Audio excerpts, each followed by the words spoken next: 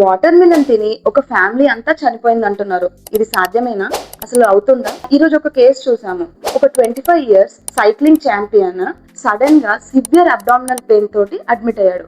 And అది severe abdominal pain కి మాత్రమే రెస్ట్రిక్ట్ అవ్వలేదు. ఆ పేషెంట్ ని స్టెబిలైజ్ చేయడానికి ఆల్మోస్ట్ 4 hours పట్టింది. And other side of the హిస్టరీకి వెళ్తే అతనికి పాస్ట్ లో ఏ విధమైన ఇబ్బందులు, no other diseases were there. And athlete కూడా. So he was fully fit and fine ఆ ఈవెంట్ ముందు వరకు.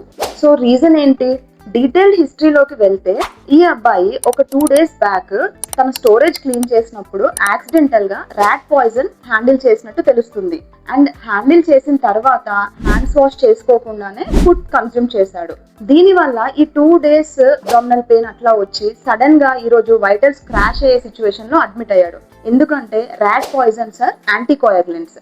యాంటీకోయాగులెంట్స్ అంటే మన రక్తాన్ని గడ్డగట్టకుండా చేసే పదార్థాలు. సో దీని వల్ల ఈ పేషెంట్ కి ఇంటర్నల్ బ్లీడింగ్ ఎక్కువయ్యి సివియర్ అబ్డామినల్ పెయిన్ తో వైటల్స్ క్రాష్ అయ్యే సిచ్యువేషన్ లో అడ్మిట్ అయ్యారు. Rat poisons can be very dangerous. Even 1 mg of rat poison can be danger for adult. పిల్లలైతే నాకినా కూడా ప్రమాదమే. పోనీ దీనికి విరుగుడు ఉందా అంటే ఎస్, విరుగుడు ఉంది.